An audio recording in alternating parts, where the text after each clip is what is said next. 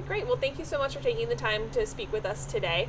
The topic at hand, it's on a lot of parents' minds, definitely on a lot of kiddos' minds, is the cell phone ban. So if you could just briefly tell us what you've done to prepare for this change this school year and really what the plans are to implement it. Yeah. Of course, with the executive order from the governor's office, all schools are exploring how they're going to support teaching and learning in an environment free of cell phones during the school day. So here in Bethel Schools, this is something that has been near and dear to us for quite some time. For a good decade, we've been navigating cell phones and smartwatches and AirPods in classrooms. And we've tried a great many strategies over time of how to curb the technology and no cell bell to bell in an effort to try to maximize student focus, student engagement, student retention, student learning, and student social emotional health. And what we found time and time again is that the cell phones tend to impede our main thing. And our main thing in Bethel is teaching and learning and student well-being.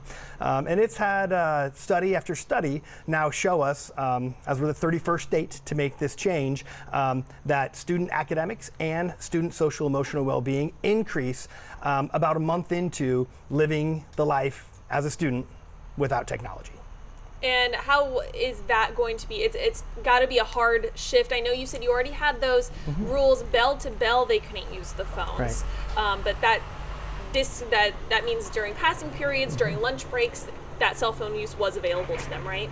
Yeah, that would be accurate. The new executive order does name, while on campus, it will be a cell phone-free, personal electronic device-free environment. So that would include our recess times, our cafeterias, our hallways. And so that will be a minor shift for some of our buildings and consistent for some of our buildings. In Bethel Schools, there's been a variety of contexts in which cell phones have been navigated for the last couple of years. And in some schools, this is not much of a change of business, right? They already had strong policies and practices where cell phones were kept in the locker from the time the students came onto campus and then picked up when they left campus. And so that's very much status quo for them.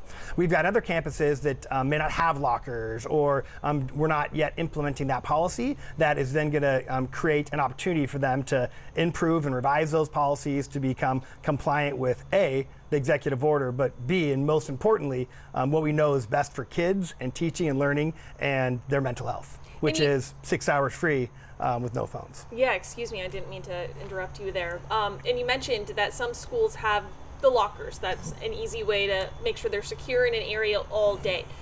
For the schools that don't, are there programs you're implementing, or is it teacher by teacher basis, school by school basis? Are they going to have to just keep it in their backpack, or is there an area they need to put it in all day long?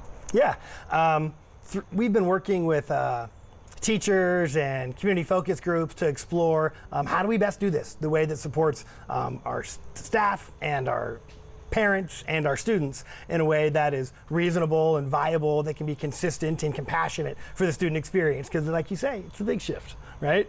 And so we looked at a short menu of options in these other 31 states that have implemented this already. The list of strategies is not terribly robust, right? Put it away in your locker, put it away in your backpack, or use another tool like an envelope that kids put it in when they enter the school building. Some of these envelopes have names like a Yonder pouch, or there's other companies that make said envelopes. And so we're going to be trying a variety in different schools of some of those strategies so that we can respond to the different contexts of the various schools. And is this starting day one when they walk into the first day of school? In schools, especially here in Bethel, we spend the first week or so of school really deeply investing in our systems and our routines, and how do the kindergartners come into the classroom and how do they exit. So the idea of implementing new systems at the beginning of the school year makes a lot of sense to us. And so we will be introducing the revamped and revised cell phone policies at every school during this first week back. Have a little kind of phase-in period where we can get used to and do our training and do our education of students about the why and the how and the what, and if they have needs that they're fearful that they're not going to have met because of the absence of a cell phone, then how do we address those needs in another way? How do we make sure that they're connected and they're feeling healthy and strong and confident in their education without that cell phone? And then we'll implement the policy about a week or two based on the school into the school year. So I would say yes, we're starting on day one because we're going to start educating and planning for about a week or two into school when we will really be cell phone free on campus at all times. Great, yeah, so it sounds like a little bit of a, steady rollout Yeah. to, fix the tweaks here and there. Now, during that kind of time of fixing tweaks, one concern is on the parent level, right? Yeah. If they've had technology now has been available to kids nowadays since they were born. So if they've had that open line of communication every time they've gone to school, now that's a little bit of a challenge, So you talk about, kind of ironing the wrinkles, those tweaks. If a parent had a concern of how things were going, is that open conversation for the parents as well, if they had any input in how it's going those first 2 weeks? Yeah, something that I love about the opportunity to work in the Bethel School District is that we've got a really deep working relationship with the community and with our parents and with our staff. So we've already hosted a series of community focus groups where some online, some in person, people have come and shared what some of their thoughts are and some of their concerns so that we can start this process with as many voices being heard as possible. And then part of our commitment and one of the outcomes from those focus groups was, we need to live it for about 30 days and then we need to have another conversation. So we've planned now for at the beginning of October to again survey our community and our staff and our students to learn about what's working and what's not and how can we get better. And then we're committed to doing that again at the end of the first semester, so about January, and then at the end of the school year. So we're gonna have 3 different touch points, kind of a short term, a midterm, and a year long, so that we can see the outcomes and how this is impacting teaching, learning, and student relationships in each one of those phases. And will the ultimate decision or solution be implemented at all schools within the district, or could this school in the district do it this way and this school do it that way? As per the executive order, every school district will adopt a school board policy outlining the expectation for all schools. And so our school board is actively looking at our current policies and looking at how they can revise it to meet the needs of the executive order. And then each school-based policy will be in alignment and in support of the school board policy. So there may be some slight variation. Do we have lockers or not, for example? But the same basic recipe will be applied at all schools, which is no personal electronic devices when students come onto campus, and then they have access to them again when they leave campus. Great. And what's the plan if a student was not following the rules? Yeah, it is part of what we do in schools is teach students the systems and routines. And so having youth that push boundaries and try to explore ways around rules and expectations is not new to us in education. So we fully expect for there to be some creativity with students around there. And we're going to name it, and we're going to talk to them about it, and we're going to coach them up on the why, and we're going to love them through this change process, because change is hard, and then we're going to expect them to get on board, just like we have with the great many things that are rules about school that students sometimes have a hard time getting on board with, but ultimately, when they experience the benefits, are going to be really happy with the outcomes. And that is what we've heard from every district around the state of Oregon that has already done this work, that there's this implementation phase of about 2 or 3 weeks that are really challenging. Any change is hard. This is a big change for some of our students.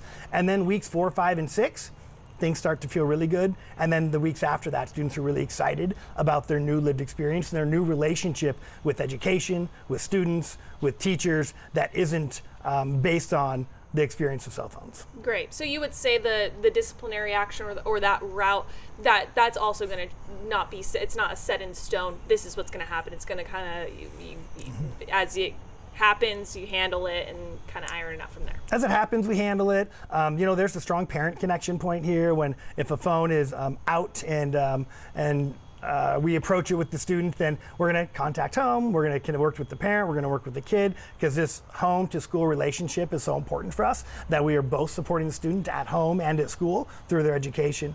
And then if, between that process of working with the student to understand the how, the what, and the why, it's still a challenge, then we'll host a meeting with the guardian and we'll come up with a plan. Like, what does that unmet need? What is continue to draw them to that? And then how do we create steps to make sure that we're meeting their needs in a way that is also in support of a cell phone free environment. Yeah, and you mentioned the home to school relationship is very vital. Yeah. And I think the number one concern we've seen so far since this executive order is out is unfortunately nowadays we have to think about an emergency situation happening at school, big or small. An emergency situation Absolutely. is scary for parents. So what would you tell parents who that's kind of the first thing that comes to mind when they now can't communicate with their child maybe as easily? Sure. In all of our surveys and focus groups, it was really, really clear how important student safety is to students, staff, and parents, right? That was a strong light of consistency that there is an impression that we are safer with our cell phones around us. What we're also learning in partnership with the Eugene Police Department and our school resource officer is that actual campus safety comes from well-trained adults and students who are well-practiced in their responses to emergency situations, and then they're well-rehearsed in what their roles and responsibilities are at that time. And we know from the experiences over time that the schools that are the safest are the schools where everybody knows their role, and in the case of an emergency, the role of the student is to be listening to the adults who have been deeply trained on how to support safety in that environment and respond to the directions of the adults in a really mindful and efficient fashion. And then we are committed as a school district in the event of an emergency of making sure that we are prepared to communicate directly with the adults in their lives, because they are the main part of student safety nets, right? So with those guardians, making sure that they have all the right information at the right times right away ensures that they can best support their students when they come home and want to and need to process what has happened that day, whether it's the great thing that happened in the classroom or the challenging event that happened. And would that just look like maybe a mass call to all students' parents, or is there a specific system you guys use to kind of do that mass communication at a large level? Yeah, we have really strong communication systems. We use a program called Parent Square that can directly communicate to all guardians in a number of minutes, like very quickly. And so by the time we have a need to alert all parents, all staff, all students in any way, we can do that with extreme efficiency.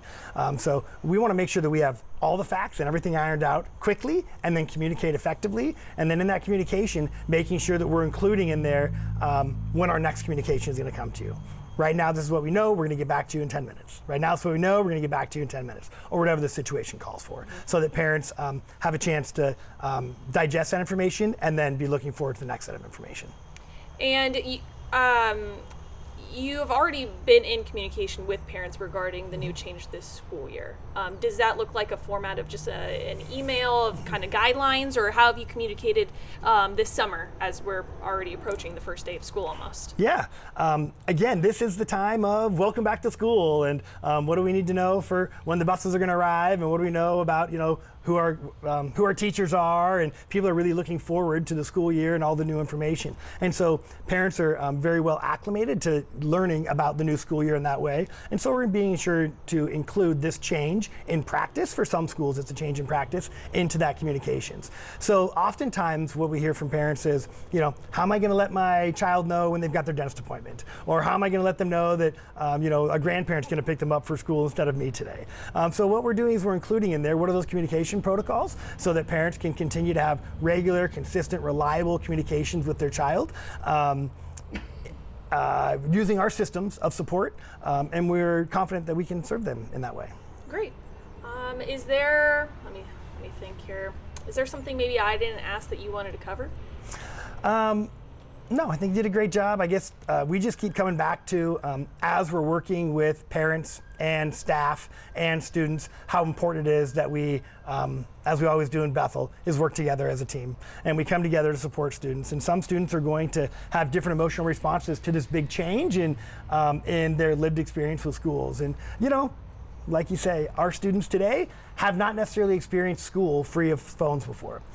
People of my era have, and so we have a frame of reference that's a little bit different. And I'm really excited for them to experience that environment where they can have peer relations and adult relations and deep engagement with their academics without the constant distractions of cellular devices. Great. And actually, one last thing is, how has it been kind of training teachers for this? Because this is something, different, aspect. I guess they're already used to, it needs to be put away in the classroom. But you mentioned the, emotional side of not maybe a little bit of progression of the new Sure. rules. Is there any, teacher training happening surrounding the new decision?